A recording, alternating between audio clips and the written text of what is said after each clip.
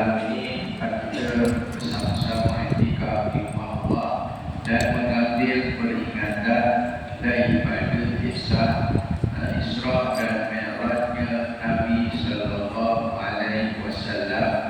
Kisah yang disebutkan di dalam Quran, malah ada satu surah yang khusus namanya surah Isra, menunjukkan pentingnya peristiwa ini kepada kita dalam tujuan untuk mengenal Allah Subhanahu wa Ta'ala.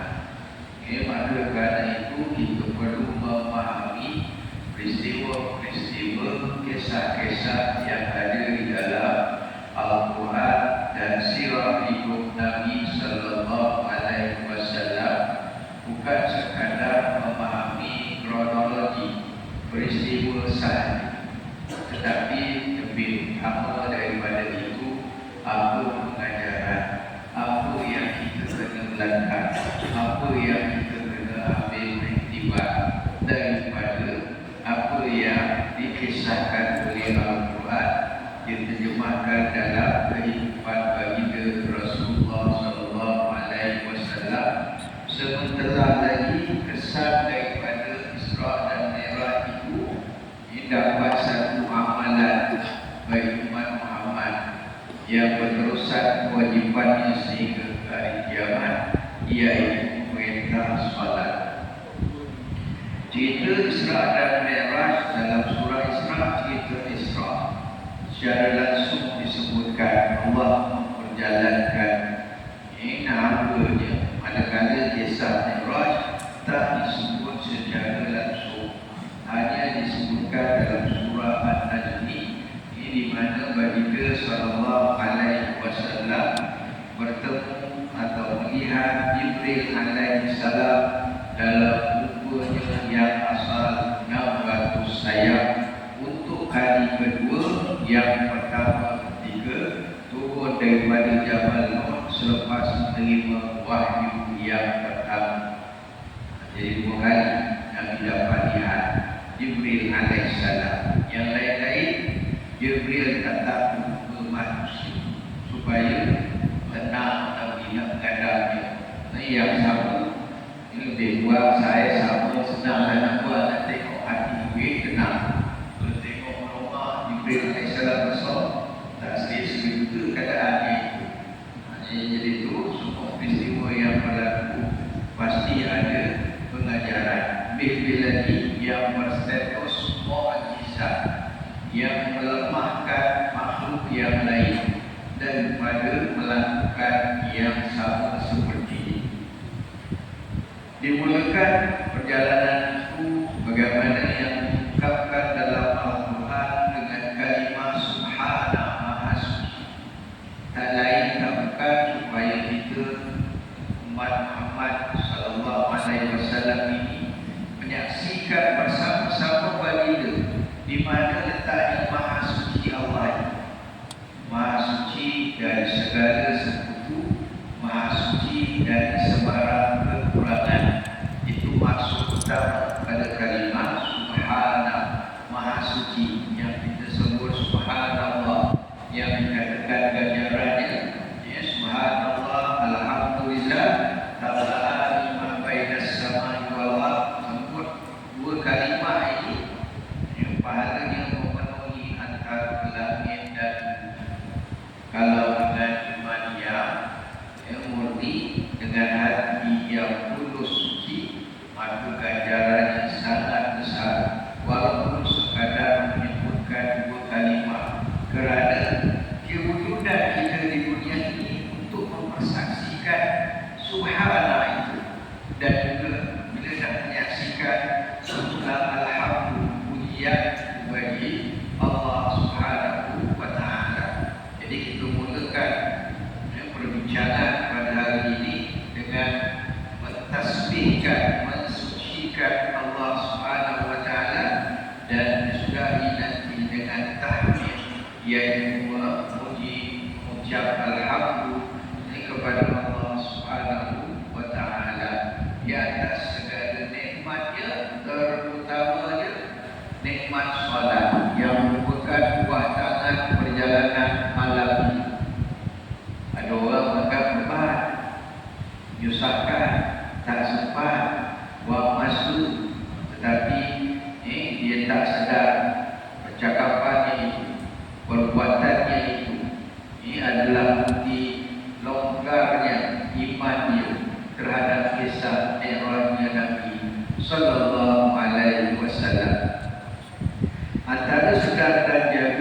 malam itu Nabi tidur.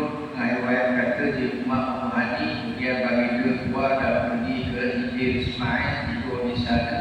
Didatangi burung malaikat, membelah dadanya, dimasukkan dengan iman dan hikmah. Iman dia tak cukup, kena ada hikmah, kena ada hakim, kebijaksanaan. Orang beriman perlu bijaksana. Barulah bukan percaya saja, tapi kenal Allah Ta'ala. Ini untuk kenal, percaya saja sudah bagus. Tapi kalau awak bijaksana, ini awak kenal itu lebih lagi mendalam, berserta dengan penghayatan dalam seluruh kehidupan. Pada umur Nabi SAW 51 masuk 52 setahun sebelum hijrah, sekitar tahun 641 Masihi, baginda sallallahu alaihi wasallam melalui kisah ini.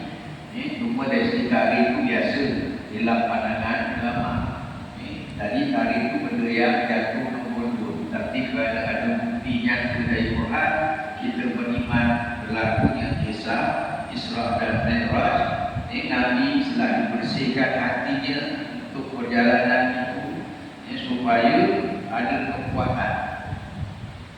Tahun itu tahun duka cita, kewafatan Abu Talib dan Sayyidatina Khadijah radhiyallahu anha, orang yang menyokong, mendorong, menjaga Nabi, memberikan sokongan penuh pada Nabi, seorang beriman, seorang tak beriman, seorang isteri, seorang bapa saudara yang dianggap ayah, kerana Abu Talib yang memelihara Nabi SAW sejak usia baginda 8 tahun. Baik, seterusnya Nabi dengan keadaan duka cita dibawa satu perjalanan untuk menghiburkan baginda. Itu ayat dalam kitab-kitab sirah disebut Tasliyatul Rasul, nak menghiburkan, menggembirakan baginda sallallahu alaihi wasallam. Kerana selama ini dakwahnya, walaupun kekangan banyak, tapi masih berjalan lancar dan ada pelindung. Sekarang ini dah wafat Abu Talib, dah wafat Khadijah, pergi Taif, kena halau, kena ejek, nak kena bunuh. Jadi dah tepu dah dakwah di Mekah dan juga di Taif, sekitar 100 km daripada situ.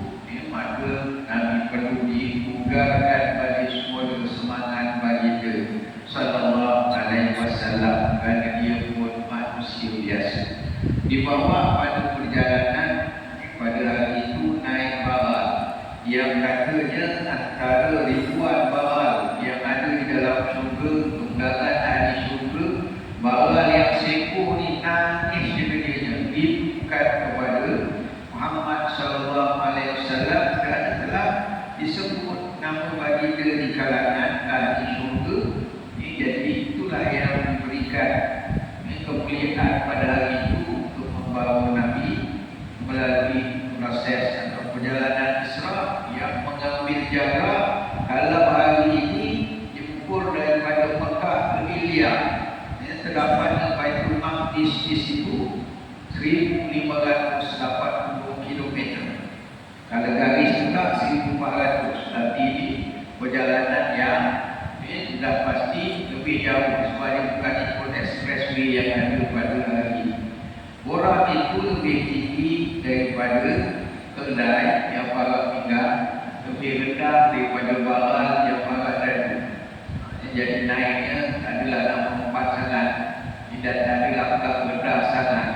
Ini adalah jauh, kena kenderaan yang mantap. Maka sampai baginda di Baitul Maqdis, dia ada singgah di Madinah Al-Munawwarah, bersemayam di sana, dikhabarkan di tempat akan berhijrah bila tahun depannya. Tapi dia tak beritahu masa. Nabi ini hidup dia 99% surprise. Kerana dia nak buat apa pun tunggu arahan. Dah tunggu arahan hijrah secara umum, dia tak boleh hijrah. Dia kena tunggu arahan khusus. Itu yang berlaku pada Nabi Allah Yunus alaihissalam. Bila dia dah lihat kaum dia bakal dijemput azab, langit dah merah, dah hitam, terjadi dia tinggalkan kaum dia. Rupanya bagi para rasul keadaan itu dikira salah. Dia kena tunggu arahan khusus. Maka hukuman baginya ditelan ikan 3 kegelapan. Kegelapan malam, kegelapan laut, kegelapan kebutikan. Memang gelap kapan betul, langsung tak ada setitik cahaya. Ya. Dan Nabi kita Muhammad sallallahu alaihi wasallam sampai ke Baitul Maqdis itu disuruh menjadi imam kepada para rasul yang lain. Oleh kerana Nabi itu dia berisra itu dan mi'raj itu dengan ruh dan jasad, maka munasabah dibangkitkan para rasul yang lain juga dengan ruh dan jasadnya. Sebab dia jadi imam sembahyang. Maka kalau dah masuk surga, dia tak ada amalan dalam surga, tetapi dia berada di dunia sebagai membuktikan bahawa risalah Nabi kita dan Nabi-Nabi yang terdahulu sama, iaitu mengajar manusia agama hanif, agama mentauhidkan Allah, mengajar manusia mengenal Allah lah sebagai pencipta. Maka bagi dia setelah itu nak melalui proses mi'raj, terikat ini pengajaran yang penting. Ini naik daripada setiap tingkatan langit. Yang ini naik mi'raj itu dekat tangga. Tangga itu yang bergerak. Kalau istilah orang sekarang, dia berlaku teleportasi. Dia gerak sini, berada dekat sana. Sebab perjalanan antara langit itu lagi jauh daripada perjalanan daripada Mekah sampai ke Ilya, bandar yang ada Baitul Maqdis di situ. Sehingga Nabi menggambarkan perjalanan antara setiap langit itu 500 tahun. Jalan kaki pun dari 500 tahun. Normal manusia satu hari 70 km. Kali ikut sejarah Nabi mengerjakan kurang Mekah ke Madinah 70 km kali 365 hari kali 500 tahun. Jauh sangat. Tak payah nak hidup, nak menggambarkan jauh. Kerana Allah lah yang maha mengetahui. Kalau Quran dia nak sebut terang, dia sebut terang. Kalau dia sebut tak terang, maka kita yang pertama mengamalkan tauhid, iaitu percaya betul ini ayat Al-Quran, kami beriman dengan ayat ini. Yang kedua, kita tanzim, mensucikan Allah Ta'ala daripada menyerupai makhluk dalam semua keadaan. Kerana Nabi akan bertemu Allah dalam keadaan tak lengkap, berapa jarak, berapa mata angin, berapa sudut tak ada hujan, dan kainnya bagaimana lihat. Tak perlu nanti dibincangkan itu, kerana kita selalu yakin Nabi menghadap Allah Subhanahu wa Ta'ala. Tetapi bagaimana caranya kita tak tahu, kita selalu kepada Allah. Tak perlu nak buat takwilan atau andaian. Baik.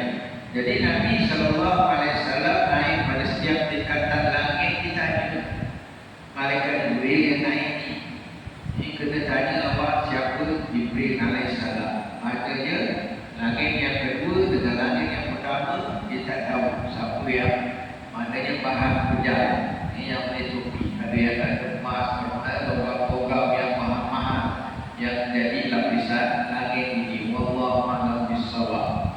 Ini jadi siapa Allah? Jibril. Siapa sama Allah? Muhammad. Dan terus belum sudah.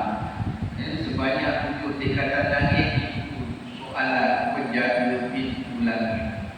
Senang ulama kata, termasuk Sayyidina Abu Abbas, matahari kita ini berada pada langit yang keempat. Yang Allah dalam pandangan ulama, tapi tak ada dalil daripada Quran maupun hadis. Mungkin beliau dapat maklumat daripada kitab-kitab Bani Israel yang terdahulu, atau ada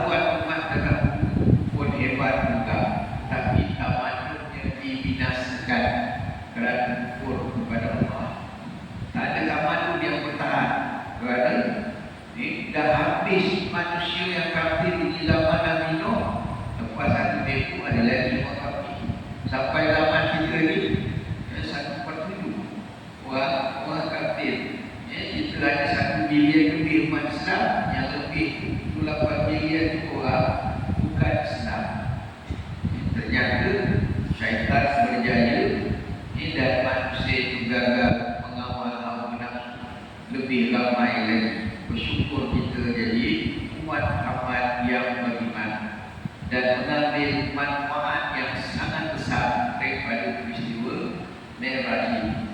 Kemudian pada setiap langit itu dipertemukan dengan sahabat-sahabat atau disebut ikhwan, saudara-saudara senabi, saudara-saudara serasul, rakan sejawat. Kerana Nabi kita itu dia yang Nabiul Awwalin wal Akhirin. Dia sebagai Nabi yang pertama dan terakhir. Kerana ikut dari segi penceritaan sirah, Nabi kita ruhnya lah yang pertama diciptakan.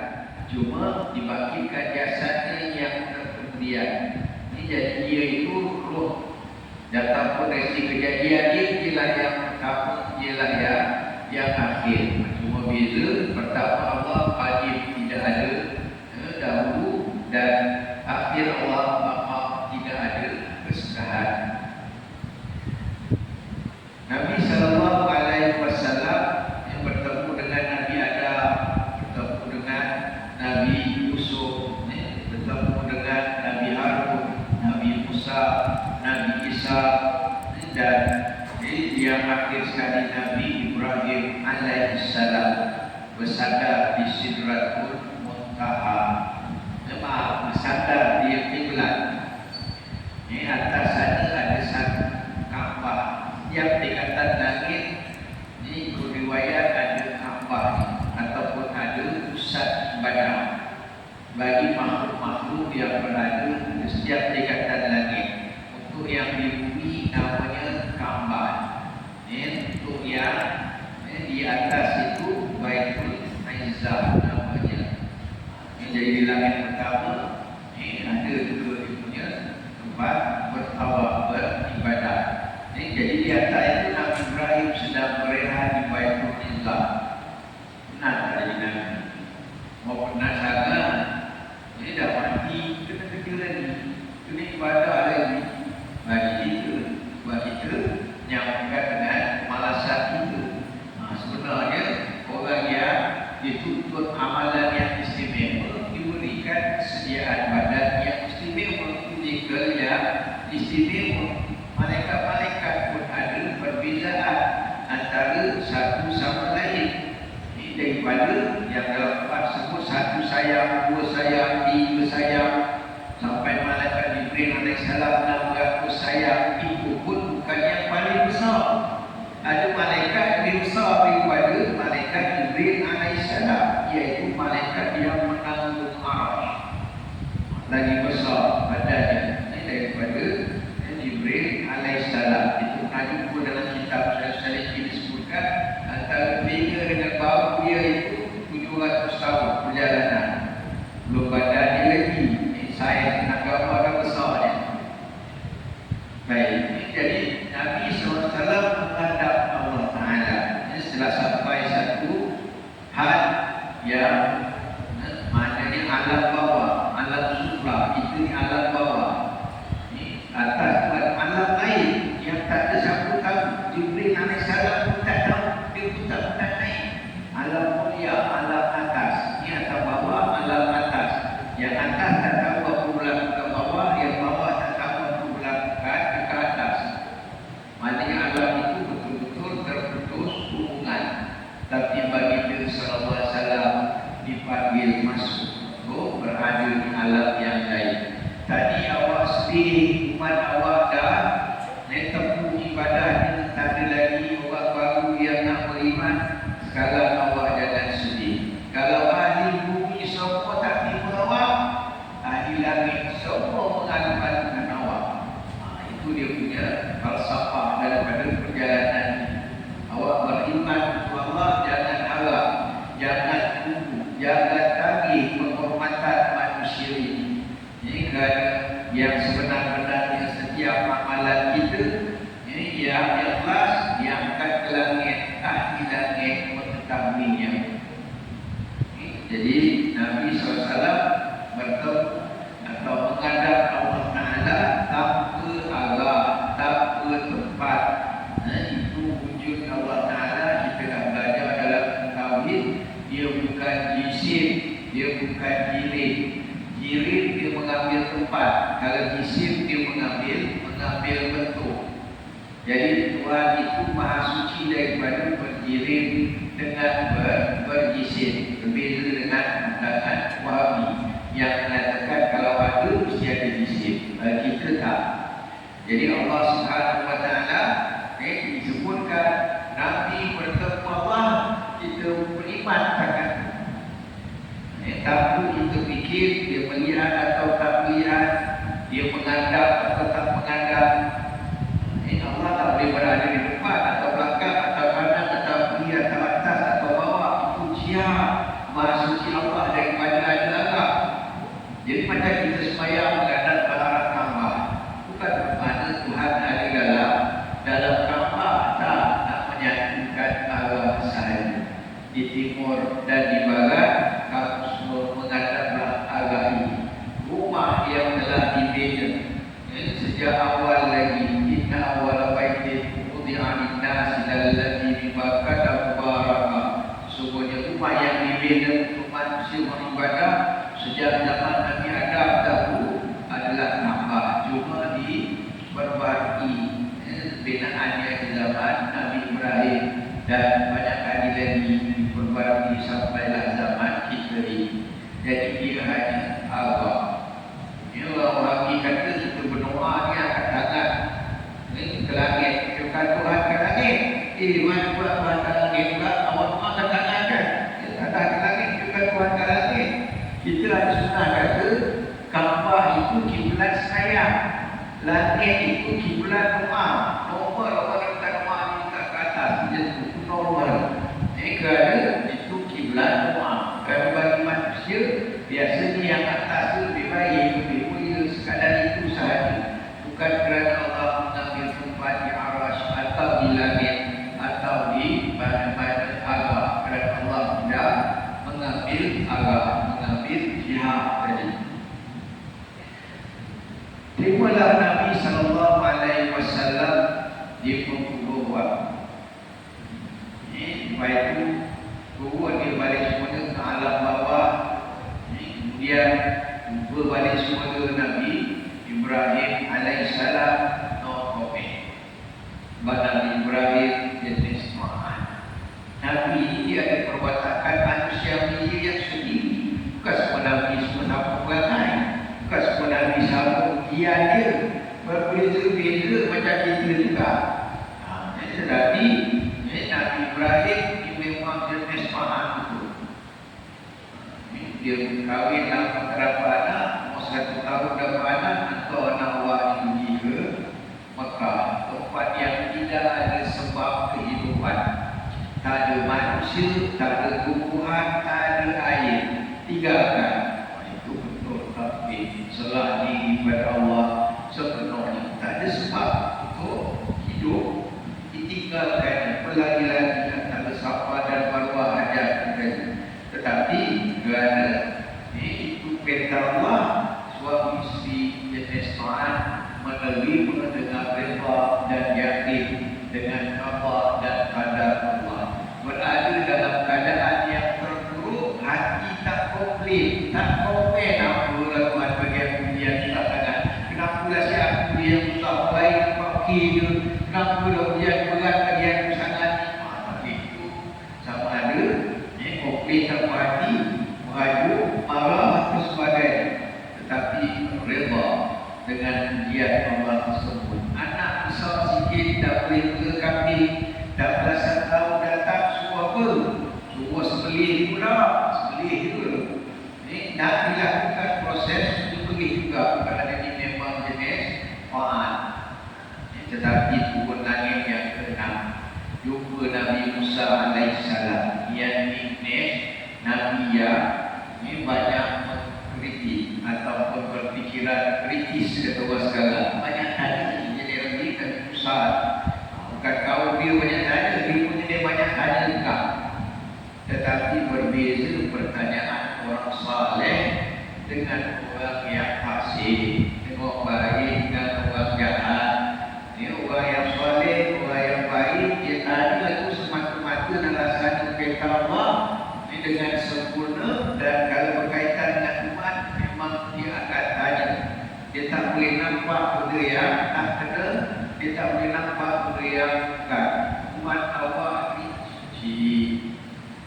Ini tak boleh buat ni. Baik apa kita buat. Umat saya lah masih hidup.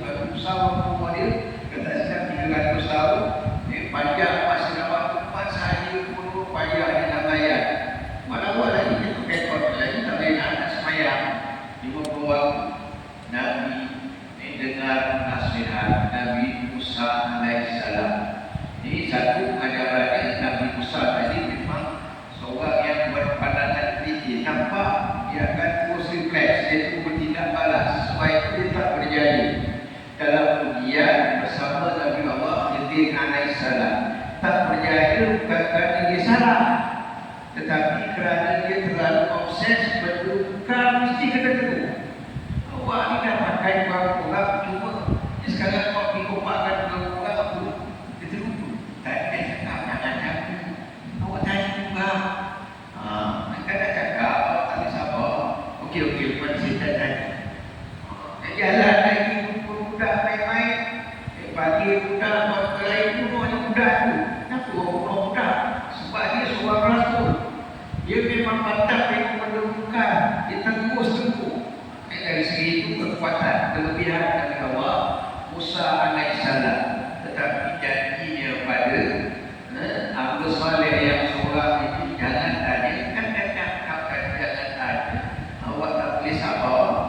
Okey lepas itu saya sabar. Kalau saya tak sabar lepas ni, kalau saya tak ada lagi lepas ni yang bilang bisa. Memang kita tak boleh sehaluan. Memang disiplin. Kita tuntutan tugasan kerasulan kita berbeza.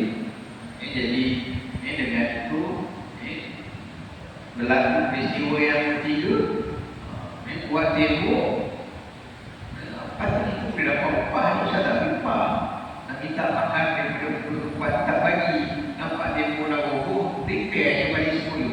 Tak boleh minta upah ni, kita repair ni, buat upah kerja ya. Dia tak dapat upah tu nak makan juga ni. Kata dia cakap kena tadi. Jadi dia seorang yang berfikiran kritis. Dia tu orang tadi puluh waktu. Orang sekarang kata kena perintah buat kau yang terlibat. Dan Nabi SAW naik ke Allah minta uang berapa tawabu kata ulama. Kalau nak dikirakan dia apa siapa orang lain kenal tu. Kawan dah naik atas ni sekian kita. Kawan dah punya alam lain yang dia tahu. Kawan dah mengadap Tuhan. Awak tu bukan itu kau. Bukan percakapan Tuhan dia. Itu cakap buat sombong. Tapi Nabi dan Muhammad dia ni tak boleh buat. Dia sanggup untuk minta naik semua. Minta orang semayang sampai tinggal ni. Maka pengajarannya apa dia kasih? Dengan Tuhan pun boleh tolak ansur. Daripada 50 tinggal 5. Bukan 10% sudah diskaun. Ini daripada 50 tinggal 5 ni. Ini banyak sangat diberikan kelonggaran. Pahala sama pula.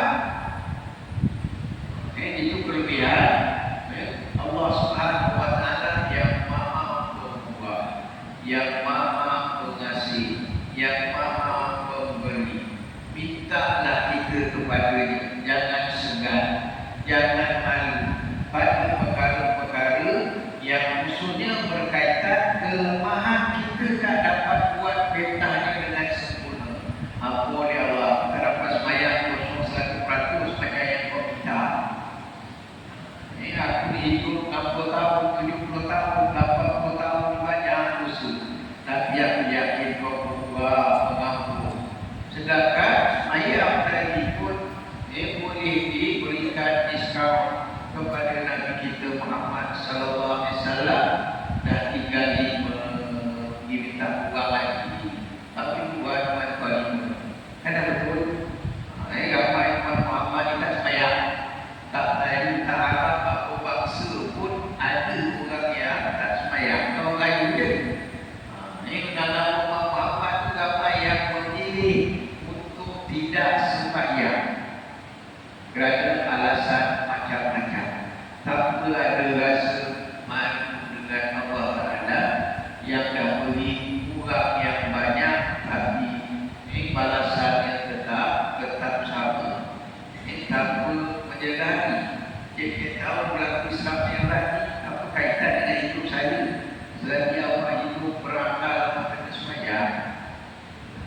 Tetapi Nabi dah memberikan Jibril alaihissalam. Minta lagi ke tidak? Nabi dah malu dah. Setiap kali Allah mengadap tak malu, dia tinggal satu iman, dia pun malu ni.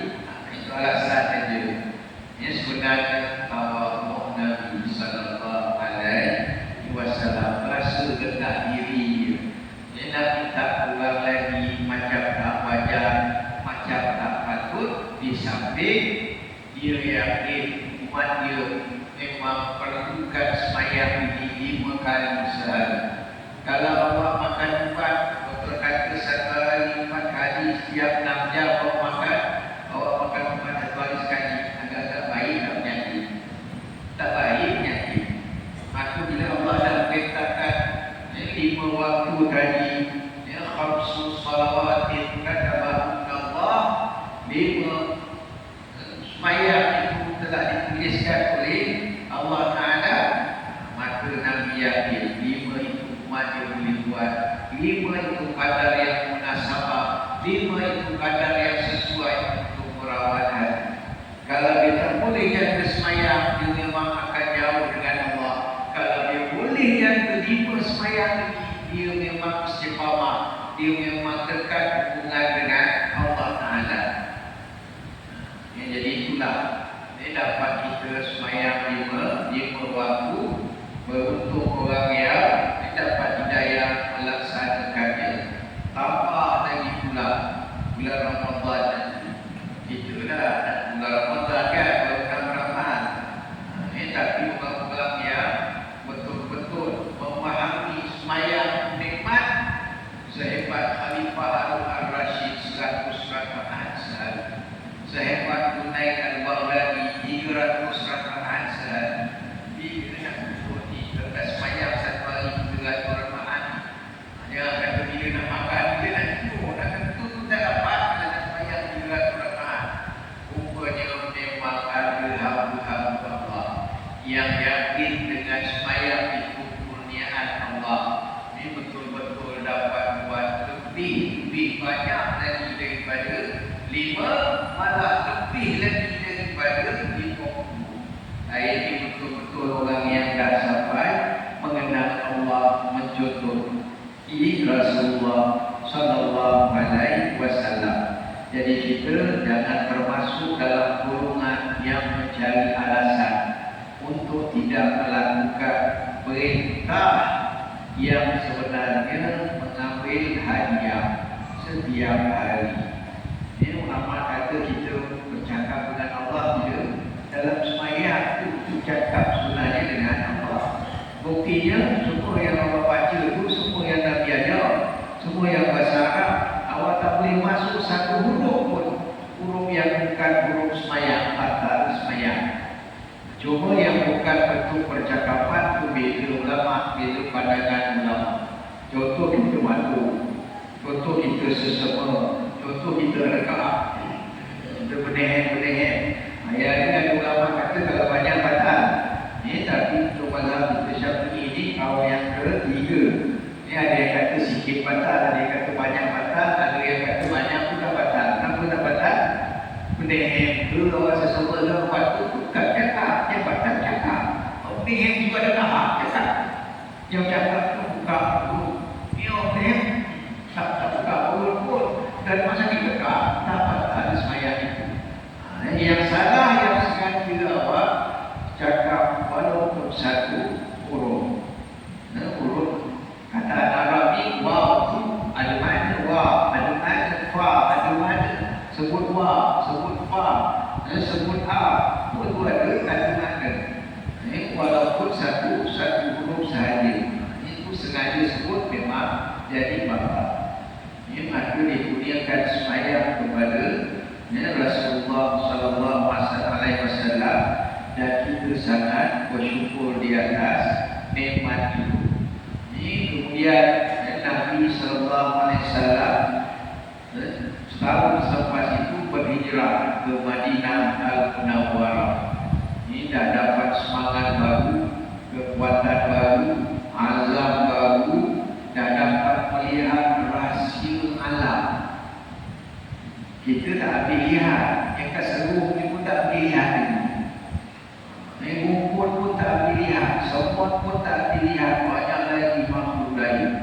Ini Nabi sudah naik sampai ke lebih daripada langit, lebih daripada aras yang malaikat. Kedua malaikat boleh naik, tak boleh naik lagi.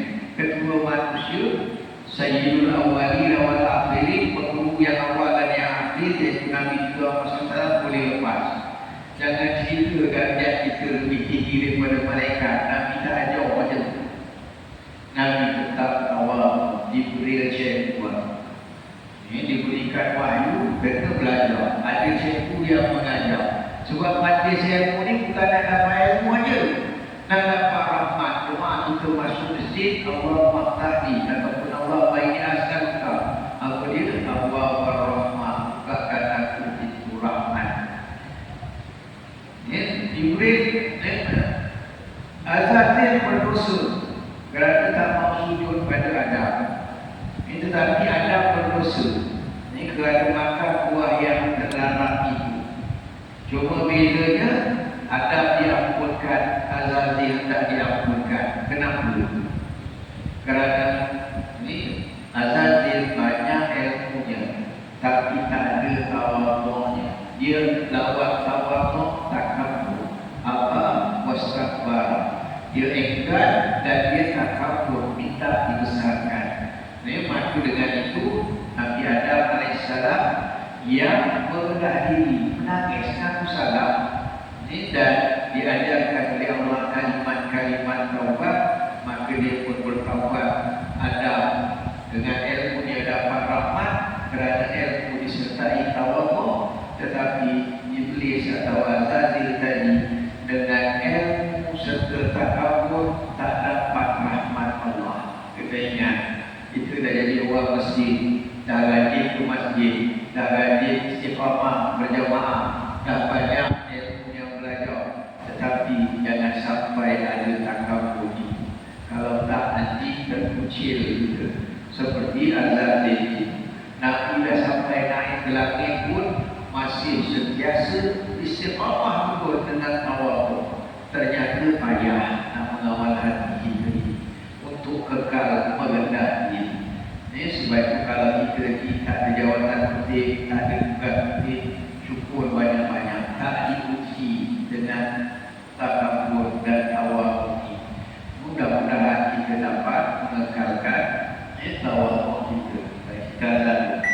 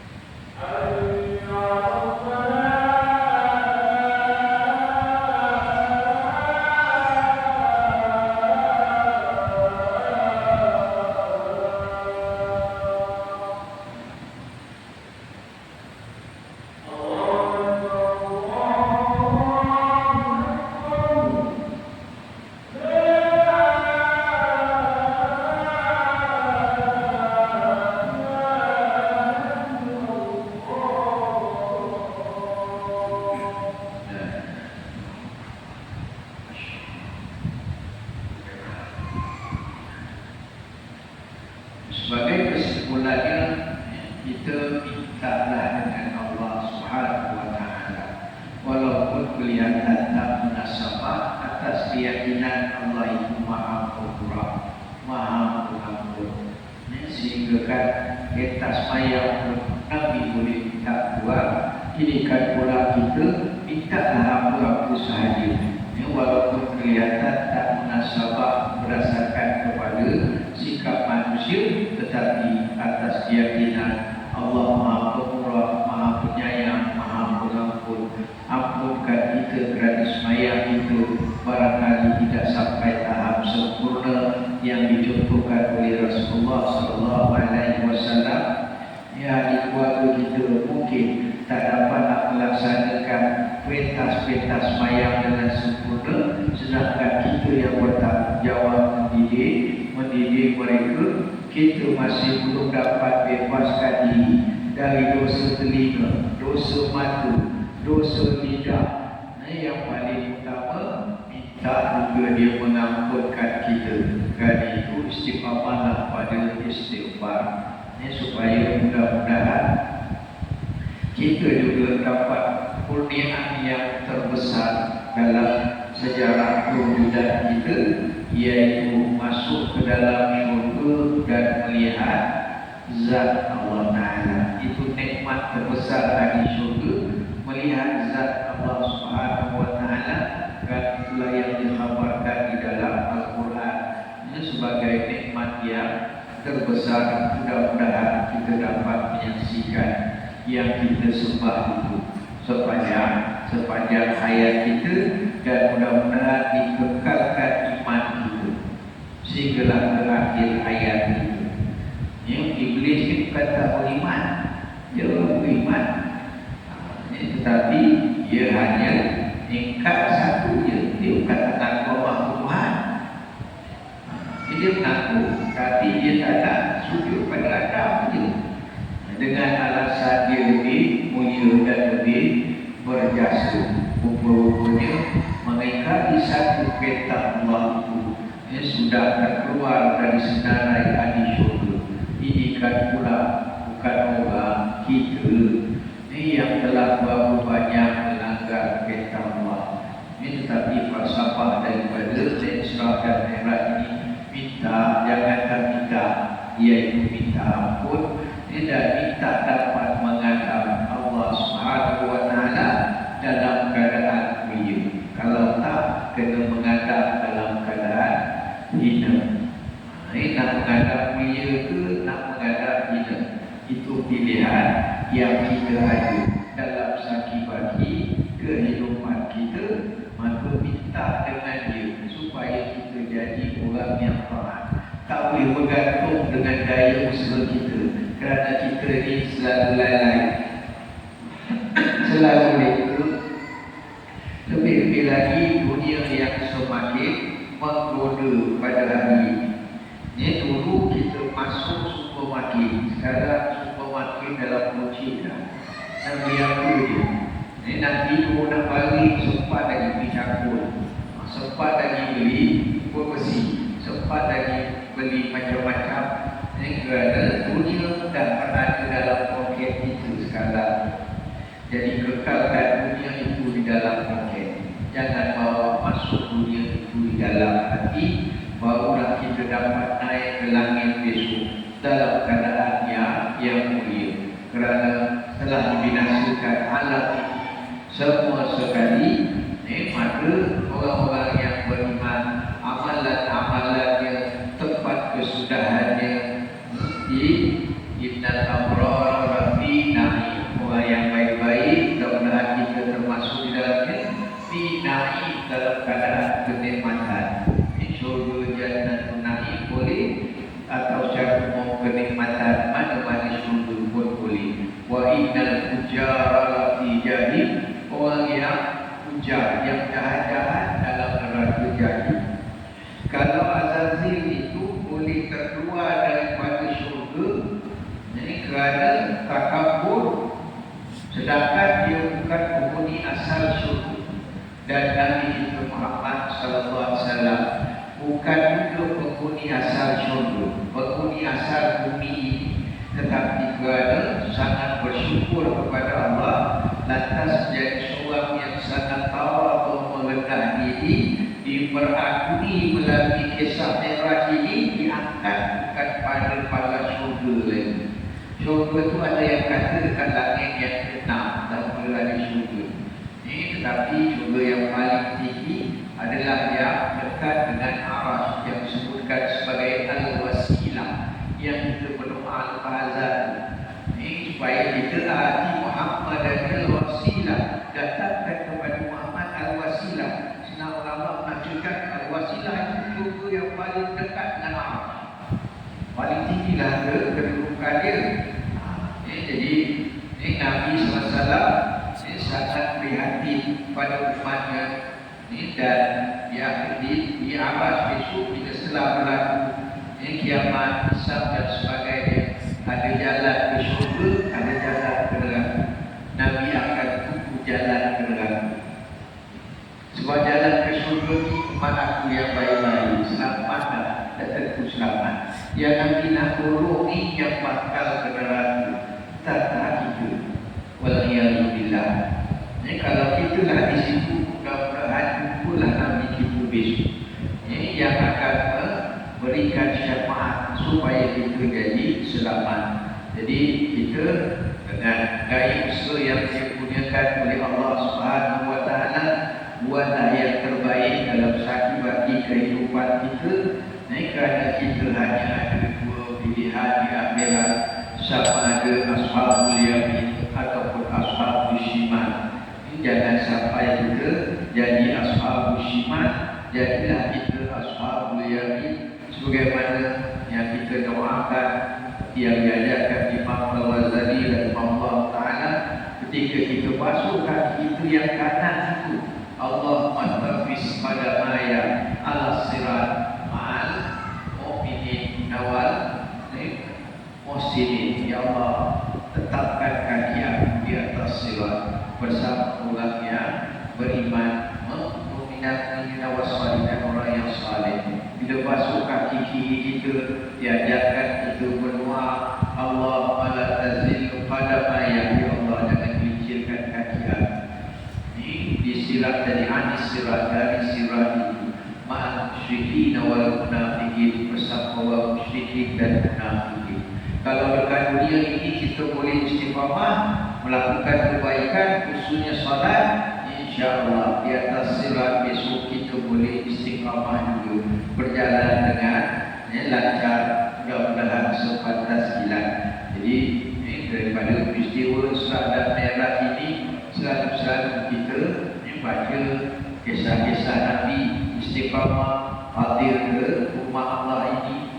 Kerana kita ni tak berapa rajin nak ibadat, untuk ilmu itu adalah ibadat yang paling besar, antara ibadat yang paling besar pahalanya, paling luas pintu rahmatnya, sehingga dipermudahkan jalan ke syurga dengan asbab untuk ilmu atau berada dalam majlis. Itulah pesanan baginda sallallahu alaihi wasallam yang tak berhujung memberi pesanan kepada kita umatnya supaya kita semua selamat, insya-Allah.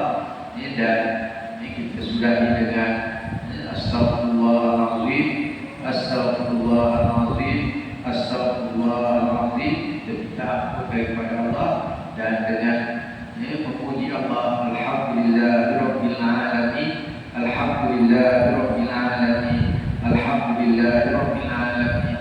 Mudah-mudahan kita akan dipertemukan dengan Rasulullah sallallahu alaihi wasallam, dan akan dapat melihat zat Allah Subhanahu Wa Taala yang Maha Suci, daripada sekutu yang Maha Suci, daripada menyembah mana-mana makhluknya. Wallahu a'lam bishawab. Bismillahirrahmanirrahim. Alhamdulillahirabbil alamin. Wassalatu wassalamu ala asyrafil anbiya'i wal mursalin, sayyidina maulana Muhammadin wa ala alihi wa sahbihi ajma'in. Allahumma ighfir lana dhunubana wa liwalidayna wa li jami'il muslimina wal muslimat wal mu'minina wal mu'minat al-ahya'i wal amwat. Allahumma 'allimna ma yanfa'una wanfa'na ma 'allamtana. Allahumma inna na'udzubika minal arham علم لا ينفع ومن نفس لا تشبع ومن قلب لا يخشع ومن دعاء لا يسمع. اللهم أرنا الحق حقا وارزقنا اتباعه وأرنا الباطل باطلا وارزقنا اجتنابه. اللهم بارك لنا في رجب وشعبان وبلغنا رمضان. اللهم ربنا آتنا في الدنيا حسنة وفي الآخرة حسنة وقنا عذاب النار. وصلى الله على سيدنا محمد وعلى آله وصحبه وسلم والحمد لله